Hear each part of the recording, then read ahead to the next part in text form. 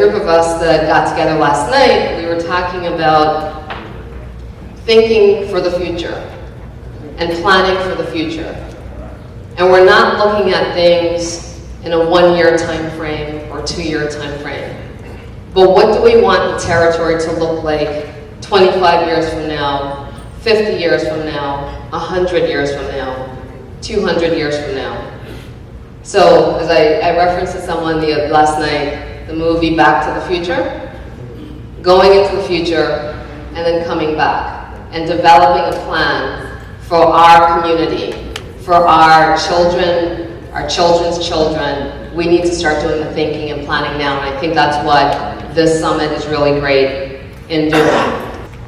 While the Republicans continue to put up roadblocks against the passage of the extenders, all indications are that the bill will pass before the end of the year, probably in a lame duck session, although there's a possibility it could come earlier, and the cover-over rate will again return to $13.25. And as Congress considers making extenders permanent, we've introduced legislation and testified in Ways and Means to have ours lifted to the full $13.50 and be made permanent. Our roads, of course, are a major source of anger and public outcry in the Virgin Islands, especially St. Croix. We have a lot of work to do there, but I'm proud of the success we've had in the past securing significant road funding for the territory, building on the groundwork laid by former Delegate Ron DeLuco in the first iced tea in 1992. In the subsequent 6-year reauthorizations during my tenure in Congress, working with various governors and their commissioners of public health works, we were able to secure $28 million in special funding, as well as to increase the annual allocation from 12 to 20 million, all that while not paying a penny into the federal gasoline tax that funds it. The highway bill is now up for reauthorization, having failed to be reauthorized in the last 2 Congresses. Even though its passage is again uncertain, and there is a $100 billion shortfall in the Highway Trust Fund, I think that we will pass something. I hope we pass the President's proposal at the $302 or $304 billion level. And I intend to work with our Governor, Commissioner Smalls, and the team in Washington to ensure that the Virgin Islands has its highway infrastructure needs met. The Water Resources and Reform and Development Act, which passed, I think, just yesterday, funds Clean Water State Revolving Fund. It's one of the few and far between bipartisan successes of the 113th Congress. And from there, we should have funding available to continue needed wastewater repairs. Continued improvements in our government's financial management should also increase capital improvement funds to the territory in the future. And while the prevailing feeling at home is that the Virgin Islands and the other territories were left out of Obamacare, that's really not accurate. However, the hallmark of the law is the insurance exchange. And because the funding that we provided in the House was cut and other provisions decimated as it went through the Senate, the government of the Virgin Islands, acting on an actuarial report, recognized that the funding that was left was insufficient. So we do not have an exchange. But we have benefited from many of the other provisions and the hundreds of millions of new Medicaid dollars. And although that was not as much as passed in the House, it provides us with a real opportunity to provide health coverage to many more individuals and families who are now uninsured, while also bolstering funding to our hospitals and clinics through increased reimbursements for services. And we're all working very hard to make sure health insurance is available to everyone. And on another issue, even before I was elected to Congress, the Virgin Islands, especially St. Thomas, had lost a significant portion of its charter boat industry. Recently, the House passed the Coast Guard Maritime Transportation Act of 2014, which contained a key provision that would allow charter boats in the territory after a long time to carry more than 6 passengers. This is a great example of what can result when a governor, delegate, and the private sector work together. Governor DeYoung and I both lobbied Transportation Committee Bill Schuster, and I utilized my long friendship with Ranking Member Nick Rahal to ensure passage of that amendment. Senator Rockefeller, who chairs the Coast Guard Subcommittee, has told his fellow senators that there will be no Coast Guard reauthorization unless the Virgin Islands provision is in it. And that was a shot in the arm for an industry that was just made for the Virgin Islands and for our much of the credit is also due to the USVI Marine Advisory Council. We once again introduced legislation that was first championed by our late Lieutenant Governor Derek Hodge to create a Virgin Islands investment fund that, if fully capitalized, could mean between 25 and 50 million new dollars annually for infrastructure projects in the territory. We continue to work to demonstrate that that bill not only will not contribute to the federal deficit, but would contribute instead hundreds of millions of dollars to the federal treasury that could provide needed offsets. We're also pursuing legislation to reauthorize the Production Incentive Program, or the PIC program, which will expire later this year. It's the basis for our small but vibrant watch and jewelry manufacturing program, which provides a rebate of up to 75% of the wages paid to employees in that industry. And we're also exploring expanding that program to other manufacturing industries as well. We're working with the governor to create a visa waiver program for residents of the Eastern Caribbean to visit our territory for shopping, medical care, or sports and educational exchanges, among other bills and initiatives.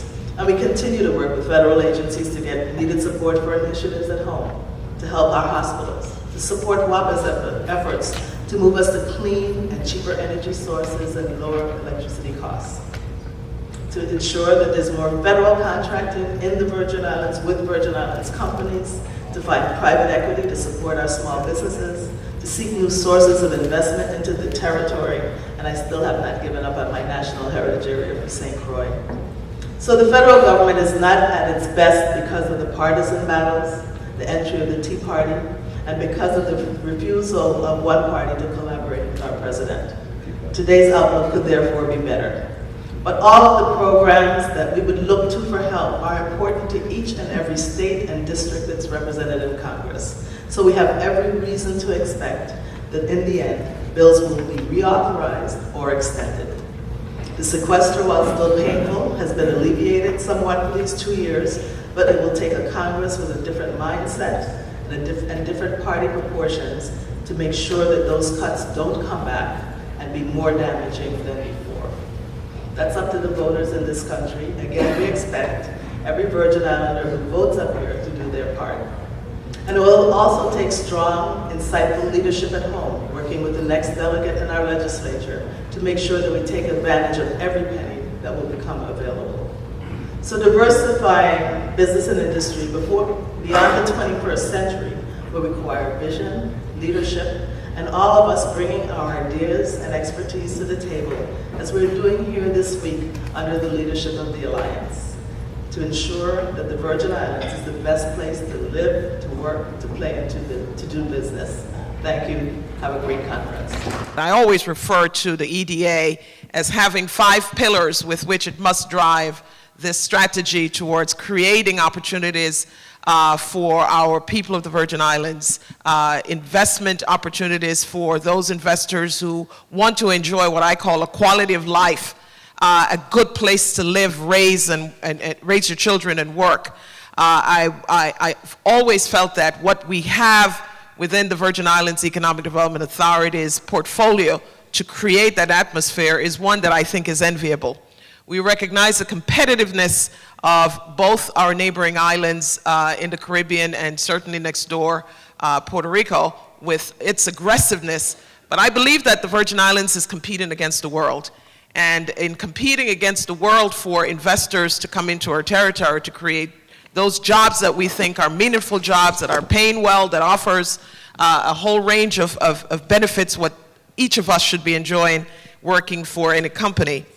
To that extent, the Virgin Islands EDA has a program that is probably most well known. That is the EDC, Economic Development Commission's Tax Incentive Program. And that tax incentive program was created by legislation way back when in 1975, and since then it has been amended to reflect, I think, trends and changes, and we're currently going through, again, some amendments to address some areas that I think would afford the Virgin Islands to be as competitive using tax incentive. We don't have a lot of time on this panel today because we are also having to step off, 2 of us, to attend to some business activities. There are some investors who are waiting to see Andy Levine and I. And so to that extent, Tamara Nagesh is here, who has been working very closely with us on some amendments that we have pending before the Virgin Islands legislature.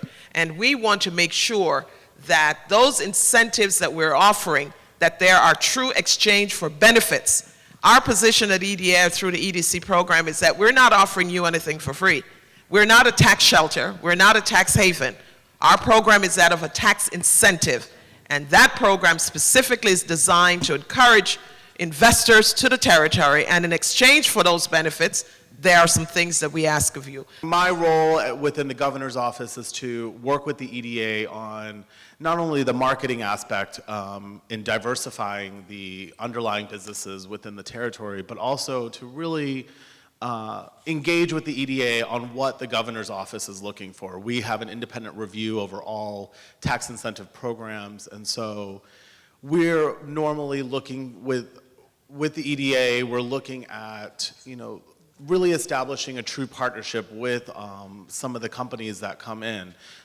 We have a number of companies that are represented here today that are a prime example of the types of partnerships and the type of investment that we're looking for, but also to give back and to grow the companies and to provide an outlet where there are avenues for young professionals and professionals to really develop themselves, to give back into the community, and to really see the fruits of that type of contribution. I mean, the Virgin Islands is one of those places where you really do get to see the impact you make within a community. This is something that's going to come out throughout the day because I think your minds and the wheels are probably turning.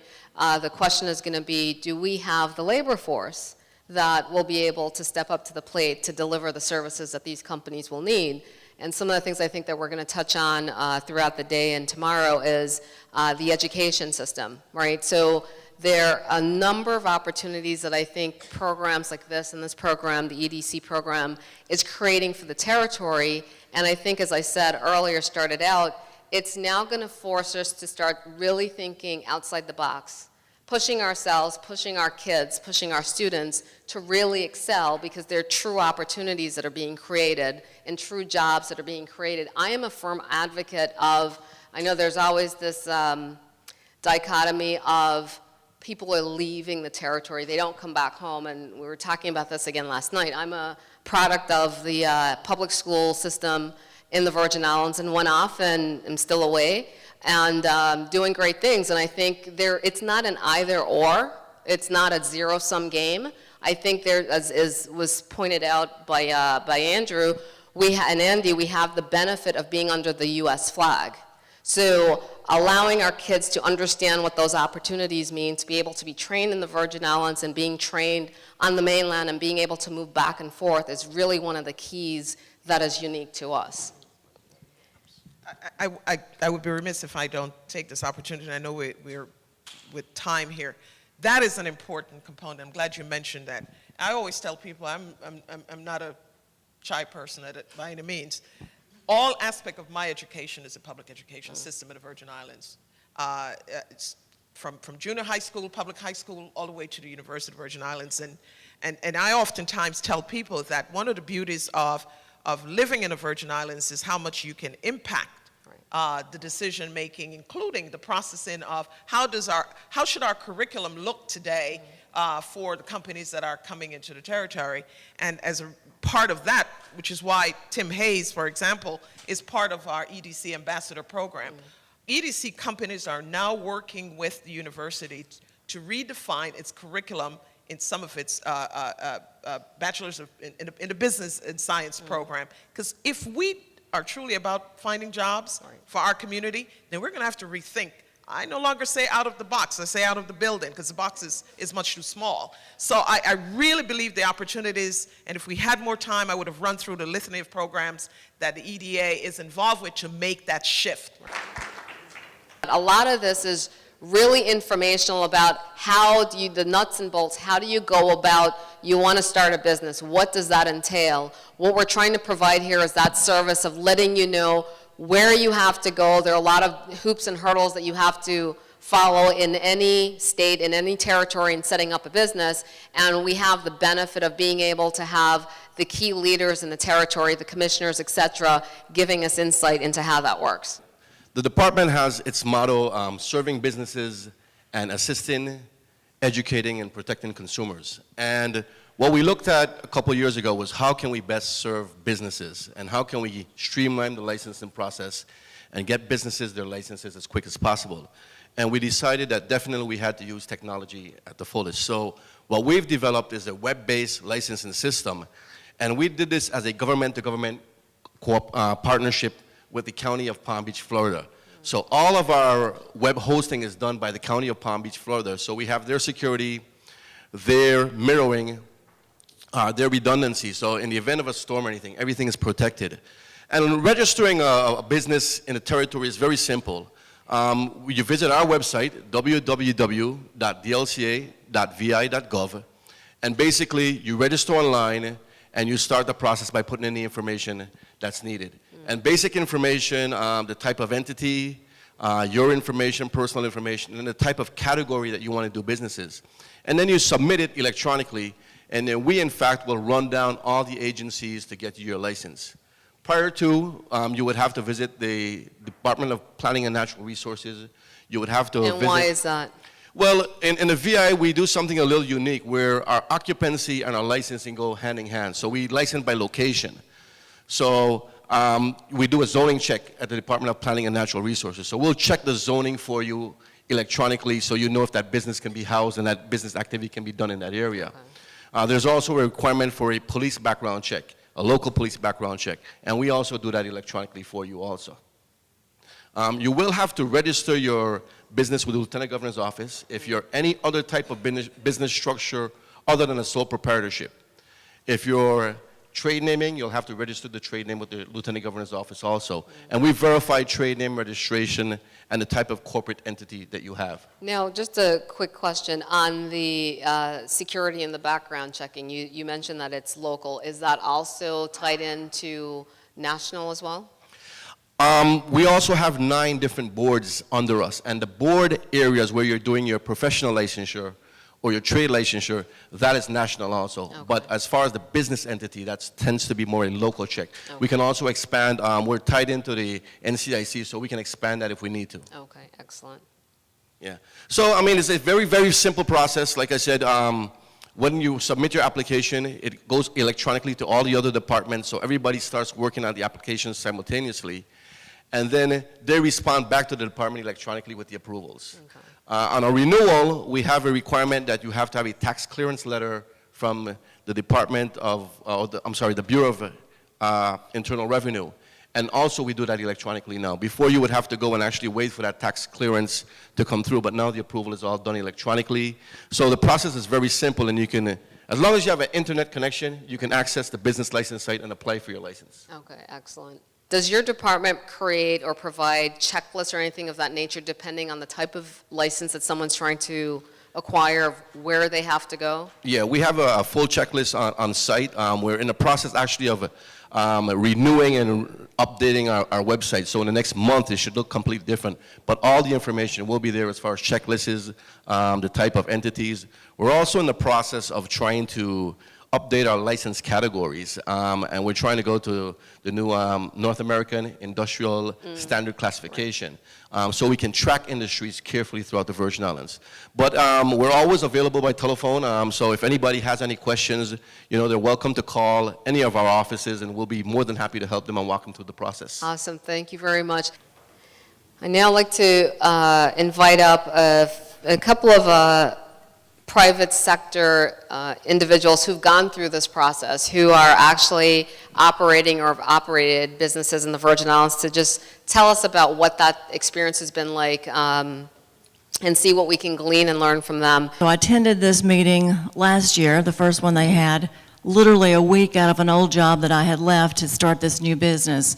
And so imagine how proud I can be today to sit up here and speak to you all, but it was very instrumental in attending that Alliance meeting last year, the Economic Summit. I met people there and formed relationships that have really allowed me to be where I am today. And I've already met some people additionally here last night that, hopefully will be those kinds of associations that'll take me further into the future too. So I think that all of these things, the EDA, the SBDC, SBA, licensing, Department of Labor, all of those are very, very instrumental in anything that you're doing with a business in the Virgin Islands. All right, so let's turn to you, Mitchell. Tell us a little bit about your background and your business. Sure. Mitchell Green, live here locally in Atlanta, originally from St. Thomas, born and raised. Operated a business down there for about 5 years, had a great experience with that. Looking forward to going to the new ventures. Currently I'm in financial service area with a local bank. So I'm encouraged to hear about the push for corporate America to get down in St. Thomas and other avenues. Really encouraged about the call center opportunities that I see that Aquin is doing. So I think that's a good potential for the local economy. Excellent. And then, Michael, let's turn to you. Just give us a little bit of background about you. And My name is Mike DeLugo. I'm also born and raised in St. Thomas in the Virgin Islands. I am the president of Virgin Islands Colleagues. When I was originally asked to be on this panel, I thought of two points that I would like to make.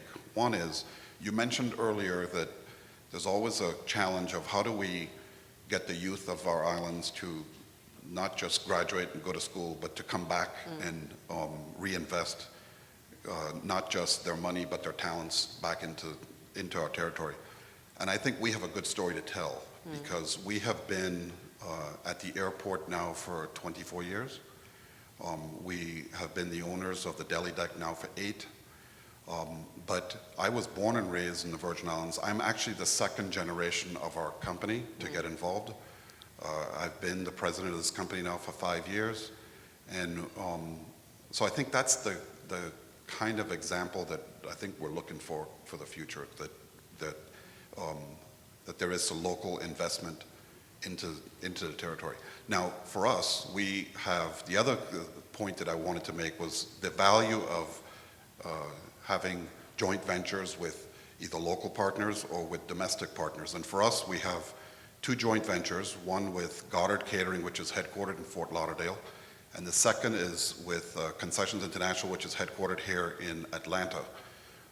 For us, that is really beneficial because when we have these relationships, it allows us as business partners in the territory to look at things more from a macro level, because our relationships with concessions, our relationships with Goddard allow them to, not that they don't care about the macro level, but it allows them to really handle a lot of the micro issues. so help us understand a little bit by what you mean by the macro level. Yeah, macro level for me, I basically now have dual residency. I live here in Atlanta, but I travel back and forth to the Virgin Islands every other month.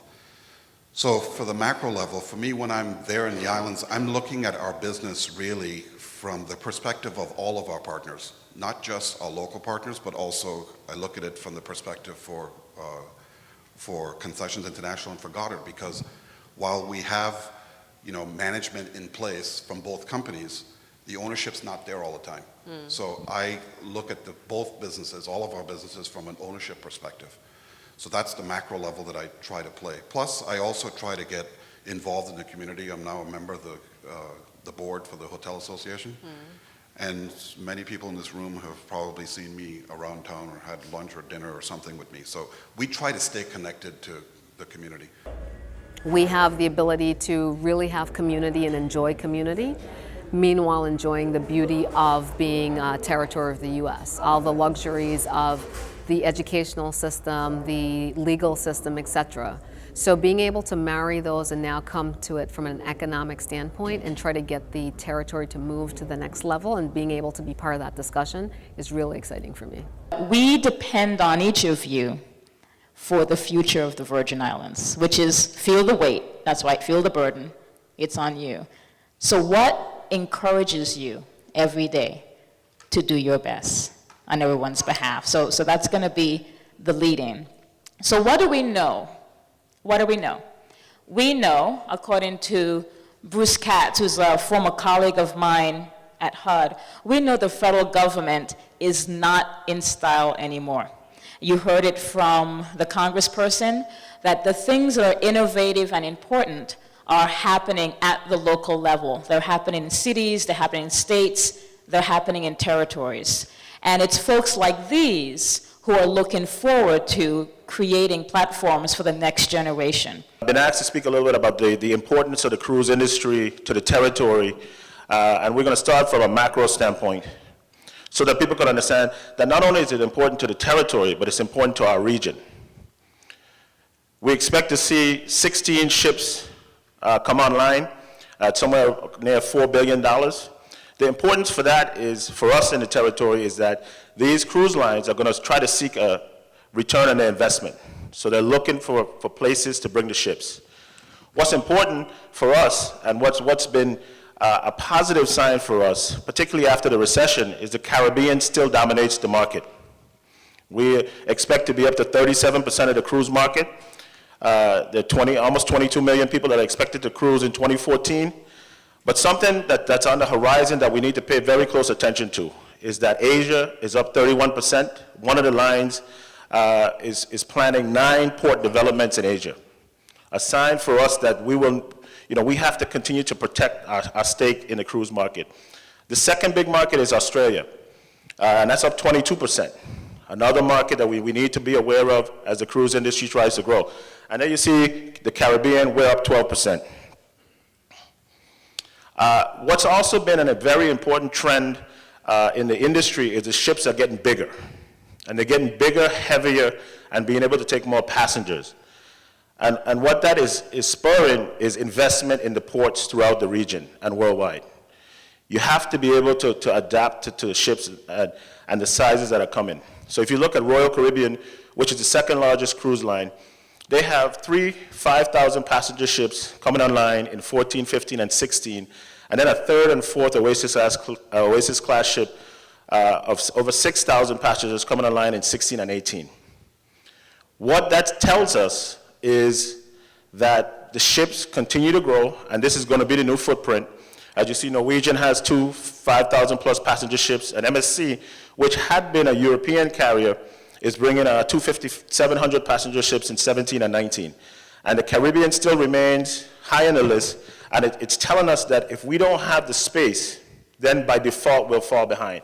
And that's not just St. Thomas, that's the region. Total cruise tourism expenditures are a little under $340 million to the United States Virgin Islands. What's also of particular importance to us in the USVI is St. Martin. That's our #1 competitor. They passed us in passenger spend 2 years ago. And this sends a signal to us from the standpoint that St. Martin continues to grow. They're growing in terms of what they offer guests, but they're also growing in what they have to offer in terms of capacity for ships to dock.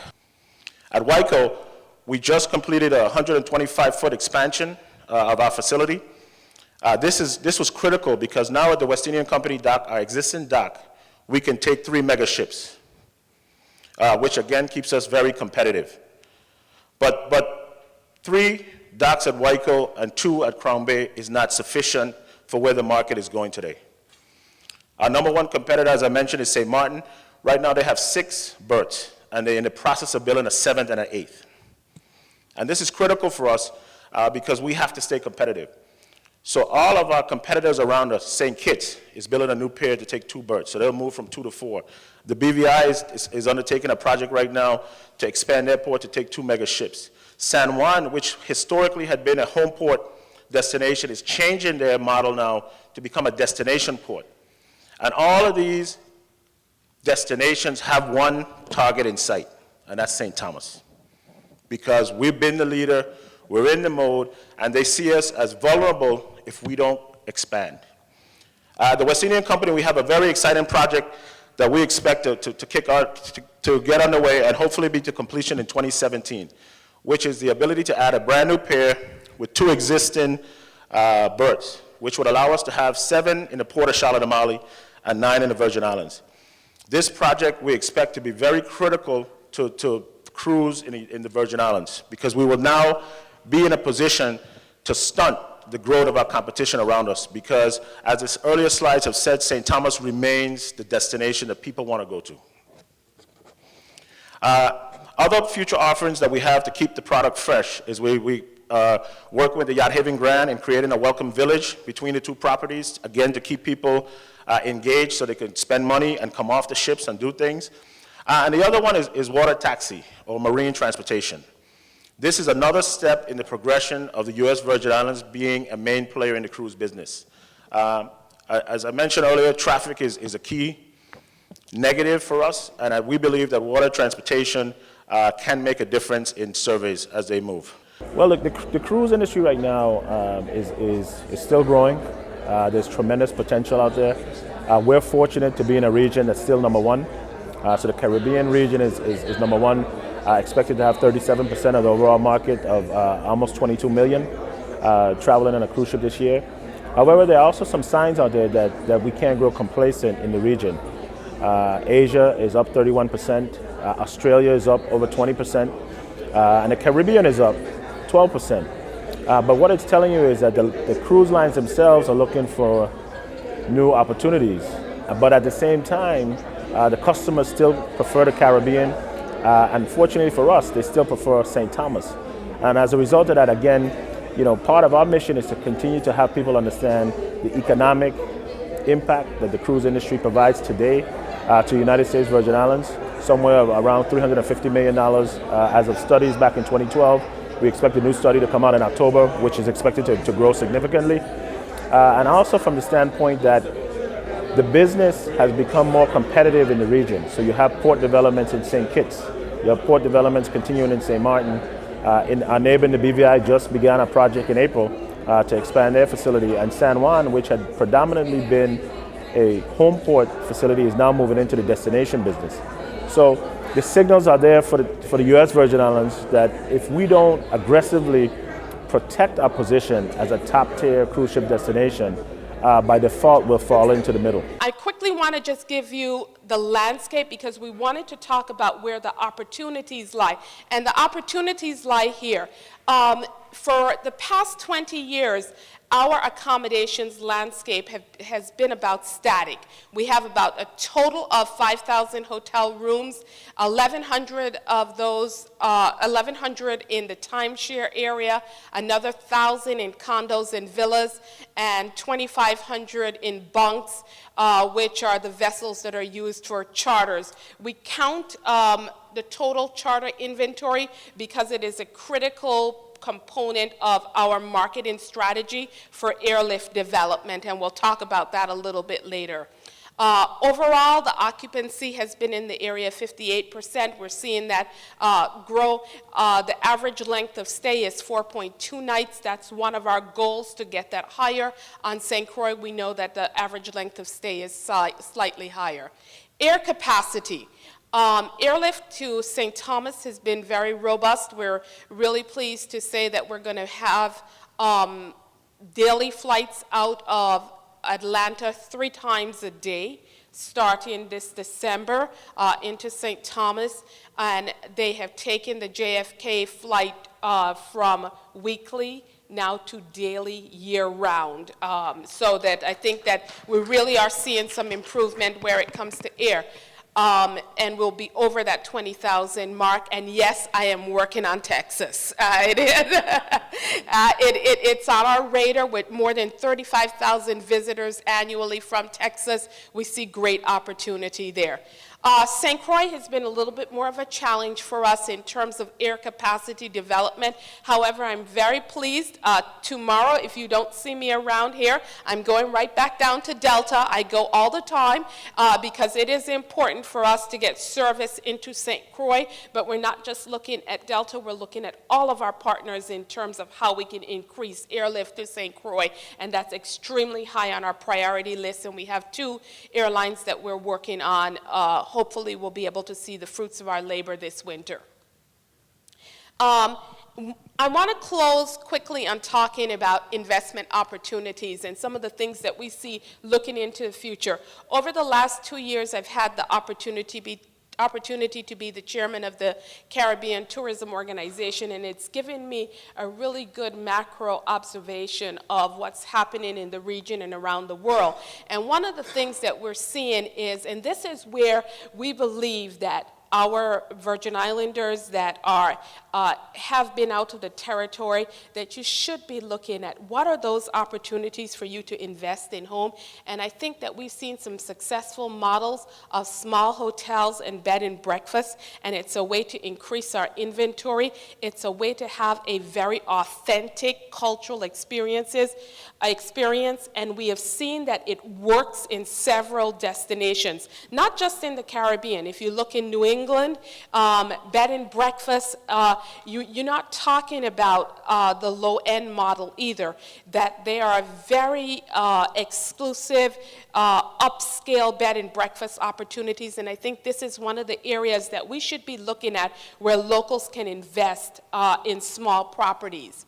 One of the things that we're seeing is that there are some local products that are coming on board, but they need that investment and cash infusion to help them to get to the next level so that they can truly be able to expand their product offering, the consistency, the ability to deliver. And so again, in terms of one of the things that we've seen with other destinations that have been able to outspend us in the area of product, we really need to be looking at product diversity and how can we again have our people involved in those offerings and being involved in the tourism industry.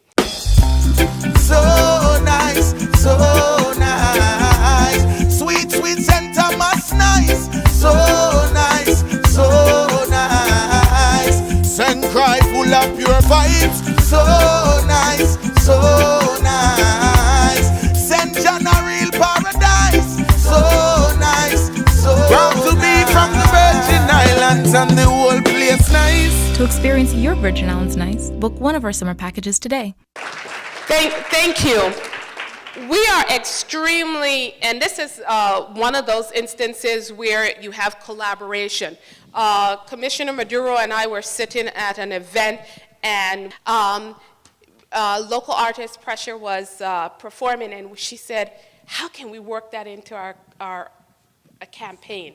And so we started to think about many heads are better than one, and we're working together. How can we not just only utilize our own entertainment and not have to pay royalty fees outside of the territory, which we know when you do commercials? So how do we keep more of our money home? But I'm also extremely proud that this 30-second commercial was done by Eric Zucker, a St. Jonian, and done on island. We've been able to keep a significant portion. Every individual in this video, in this commercial, is talent from the U.S. Virgin Islands. So again, keeping the money home. Innovative is the territory's oldest and largest telecommunications company. And if you haven't been back to the territory for many years, it used to be known as Vitelco. So if you haven't been there for 15 or 20 years, you probably recognize the name Vitelco.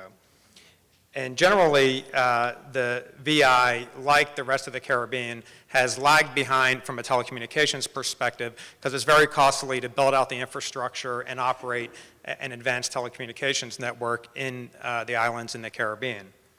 And I like to relate a story. When I first came to the territory, I was looking for a house and was with a realtor and the owner of the house. And my wife and I both really liked the place. And so I asked him, I said, well, do you get innovative services here? And he looked at me like, what? Innovative? Why would you even want innovative services? And that highlighted two things to me. One, Innovative did not have a very good reputation because in the years past, not much investment had been made by Innovative. And then two, competition was there because obviously there was many other choices for telecommunications services. So what has happened over specifically the last 4 years in the territory, and if you have not been back, I was talking to some folks last night, and they haven't been back in 7 years or 10 years, is the telecommunications has dramatically changed just over the last 4 years in the territory. Specifically with Innovative, we have a much more competitive local home phone and long distance packages than what we used to have. On the TV front, we now offer over 170 digital cable channels. We also offer high-def television and premium services such as DVRs. There are also our competitors, the two large satellite providers from the mainland are also down in the territory. So you have a lot of choice and a lot of great services to choose from a TV perspective. On the high-speed data or broadband perspective, we now actually offer up to 8 megabits per second of service. If you look back even just 3 or 4 years ago, you might have only been able to get 1 meg or even 768 kilobits per second service. Well, today we now offer 8. In just the next couple months, we'll bump that up to 10 megabits. And there's also several other competitors offering competitive broadband packages, both residential and business. And then also the territory itself has invested over $100 million in the VI NGN, and when that gets complete and turned up, it will again allow more competitors to come in for broadband and help keep us very competitive with the mainland in broadband services.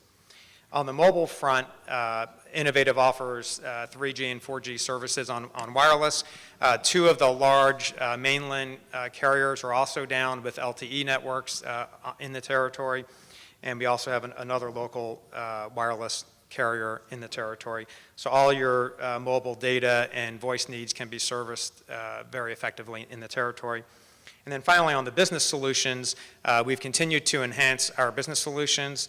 We now have an Ethernet service, the first in the territory, and we're turning up 100 meg Ethernet services as we speak today.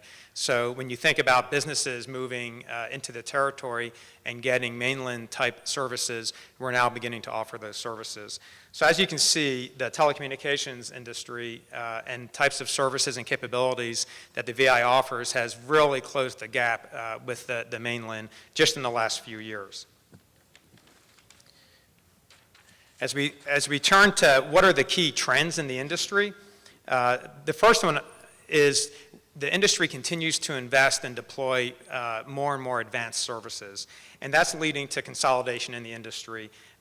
Earlier in the year, you heard about Time Warner being purchased by Comcast and Charter, and then actually just earlier this week, I think on Monday, AT&T announced that they were going to be purchasing DirecTV. So that consolidation is just a sign of the further investment that's needed to continue to add advanced services and technologies in the telecommunications industry. The other key area is broadband. Broadband, whether it's fixed or wireless broadband, is the key underlying technology that enables a lot of the advanced services. So on the landline front, you have a lot of new competitors, not just your traditional telecommunications competitors, but also companies like Google or iFiber getting into the business of providing very high-speed internet rates. As you can see on the third bullet there, the average download speeds on the mainland is at 18.2. We'll be at 10 shortly, and then we'll be continuing to push that up. So we're getting very close to the mainland average. We talked about mobile broadband. Consumers continue and businesses continue to want to be able to access their data and their services anywhere, whether it's their phone, their tablet, or obviously in their offices or residences. And so the mobile broadband is another key trend in the industry. Utilizing that high broadband is enabling cloud services. And for consumers, cloud services are things like storing your photos up on a server, whether it's Flickr or Google services. You can store your photos there, and that way you're not worrying about backing up your photos and losing your photos, or even just as simple as storing your contacts there. One of the people I deal with lost his phone, and he had not had his contacts backed up anywhere, and so it was a major issue for him. So the continued adoption and use of cloud services for consumers will be a key driver, and the same type services for businesses as well. Businesses not just hosting and storing data in cloud services, but actually deploying applications and IT infrastructure from a cloud perspective, so they don't have to have that kind of capability built into their offices themselves. Will continue to drive the broadband needs and further cloud services. And then finally, specifically to business, it's the Ethernet data growth. Like I said, a lot of these advanced services rely on a big data connection. And so getting large data pipes, Ethernet services, is another key trend in the industry. So what's happening in the VI to address these trends? Innovative has actually invested over $100 million in the territory just over the last 3 years. And we built what's called a hybrid fiber coax plant, which is a lot of fiber miles in the core of the territory on all 3 islands, and then connecting the endpoints with coaxial cable. And this is a very cost-effective but modern plant that we installed. And this plant actually can support all of the services that you see here, and I'll just highlight a few of them. Video on demand services, obviously more high-def channels, but I'll talk about the high-speed data. You know, high-speed data is critical both from a business and a resident consumer perspective, and the network itself actually can support up to 50 meg download speeds to the residents, and so that's key. Then also our fiber network, and we're building fiber extensions to businesses as they need it, allows us to go up to 1 gigabit service for businesses. So the network that we've just completed building, that investment enables us to actually continue to ramp up our broadband and our technology. We've just launched web hosting. If you buy service from Innovative now as a small to medium-sized business, you actually get a free basic web page as part of it, and then we'll actually can provide much more robust web page services. We'll continue to develop cloud-based services in the future, and also roll out a co-location and disaster recovery services. So the investment of Innovative, as well as the other telecommunication players in the territory, has really brought the territory up to mainland standards, and we'll be able to support any business needs and consumer needs in the territory. At WAPA, we continue to strive to develop our existing infrastructure and services to improve the quality that we provide to our customers, and also do things that we can attract big businesses going forward.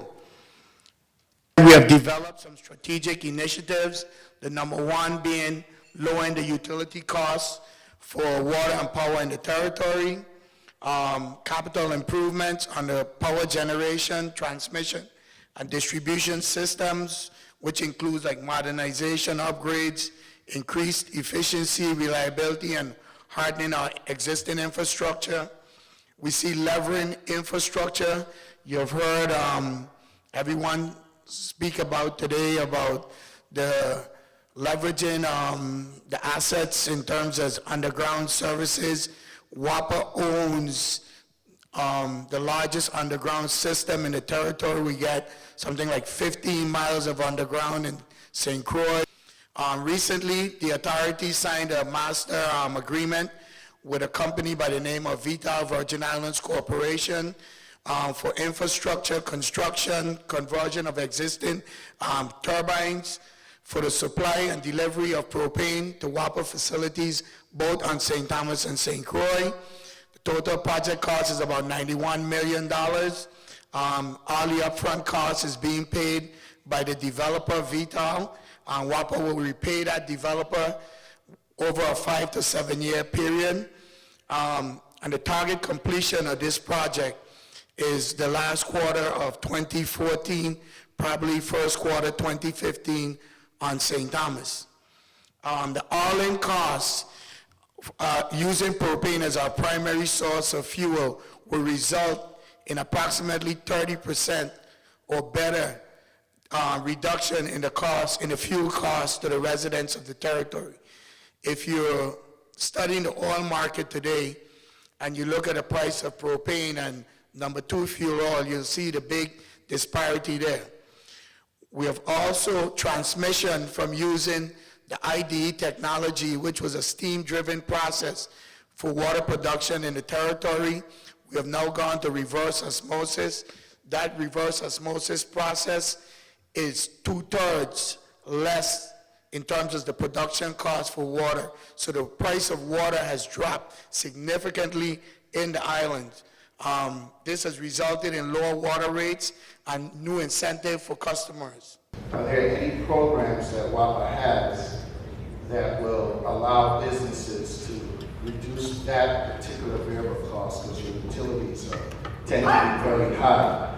Do you have anything that's sort of like the EDC programs where you get incentives if you're a particular type of business or a larger business that will help you to control the costs while you're getting your new initiatives online? In terms of incentive pricing, again, we have prices for different class of customers. Unfortunately or fortunately, however you want to take it, the larger scale customers pay a higher rate than the lower residential customers. I'm going to ask a question that also came online before I go back to the audience, which is, I'm so sorry, Beverly, I'm so sorry. I do apologize, but this is a fun question. It's a fun question. The question is, I believe there's a great opportunity for an island beautification initiative. This would increase the tourist experience, would ultimately translate into increased revenues. Any plans for that? And I would translate this question also into maybe looking at ecotourism, which is something that is very popular in other parts of the world. So maybe a little bit of response to both. Well, first of all, we look at cultural and heritage tourism under the banner of geotourism and really promoting the fact that we have such a rich heritage, and I think the delegate talked a little bit about the Heritage Trail and the designation of St. Croix. I think that that's one of the areas where we have specifically looked at St. Croix that has a niche market in this area. So we think that geotourism has an incredible role to play. You mentioned earlier that there's about 55,000 Virgin Islanders living abroad, right? I'm one of them, with my children as well. And one of the hindrances that a lot of us face, and I hear it from many of my fellow Virgin Islanders, to visiting home frequently and often is the cost of airfare. So my question to you is, what can be done to lower the airfare cost, or if that cannot be done because it's, I guess, an industry issue, corporate related to the airlines, what can you offer? Can you offer more frequent promotions like the one that you're offering this summer? Our entire ambassador program is based on the premise of really speaking to the diaspora, the Virgin Islands diaspora here in the United States in terms of telling your friends and family about coming back home, but also recognizing the importance of the diaspora traveling back home and that it is a significant opportunity for business in the territory. I don't believe I have enough time to go through the entire airline structure and pricing for the airline, and the short answer is that one of the reasons why we've seen growth in 2 flights a day into St. Croix from American Airlines is totally based on the fact that the flights are making money. The revenue is meeting their statistical expectations. So in terms of lowering flight costs, that's a challenge for us, and it's a double-edged sword. So I'd be happy to talk to you about air costs. However, I do agree that one of the things that we are looking at is how do we focus specifically on promotions and programs to bring Virgin Islanders home. And we are a partner with the St. Croix Landmark, which is the Come Home to St. Croix this July and overall promotion. But this is something that we also want to look at specific times of the year when we know Virgin Islanders want to come home during carnivals and festivals and holidays. So I think that it is something that we certainly can do a better job of focusing on as a target market. I would be remiss if I could promise that we could get airline costs down and maintain airline growth at the same time. I'm walking away with much more hope and much more interest in the future of the island and of participating more actively within the community. I've been busy raising a family in the States. And so as I was sitting here for the first time, I realized, gee, I could go and I could come and spend time in and live on the island, potentially. My takeaway from the presentation that WAPA did make today was the importance of finding a way to provide for the USVI energy needs in a way that is supportive of WAPA with all of its infrastructure and responsive to the challenges that WAPA is facing as more and more renewables come online. Because I think the combination of the distributed generation and then being able to fuel the islands with carbon-free fuels, being able to power the islands with the carbon-free fuels is really an important part of the vision. And there's some initial steps that are in place, but the long-term vision really needs to be honed so it can be most effective for providing for the energy needs. The next initiative that I'm working on for Lieutenant Governor is a geospatial information platform. I'll just give a basic overview and administration of how it's going right now. What is the Geospatial Information Platform? The GIS Division of the Office of Lieutenant Governor had the foresight of an impending need regarding accurate geospatial data in the territory and increasing demand for GIS utilization by private and other government entities. The GIP is developed as a nationally standardized secure network that contains the territory's critical geospatial information for real-time access and large-scale data management. The GIP became recognized as a necessary legacy implementation by the Office of the Governor as well. What is geospatial information that we have for the territory right now? Most of it is built on the data sets that the Office of the Lieutenant Governor has in-house, which would be the parcel identification number, parcel name, estate, global positioning, the map number, D9 such and such, T or C for St. Croix, acreage perimeter, the assessed value, and then the street address data. If you're not familiar with geospatial information, basically the bottom paragraph explains it as a network along with associated features and is the foundation for all government and private land interaction. The basic elements are referred to as features and the properties as attributes, visually known as fabrics or layers with associated attributes. Additional data sets that we've helped out with in the territory, the GIS division has assisted with other government entities and is managing their own geospatial information, whether creating or putting it in a package or helping them develop their own geospatial house in their own department. So far, we've helped out DPNR with their zoning, soil survey, water resources, coastal zone planning, the crop partnership. VITEMA, the brand new tsunami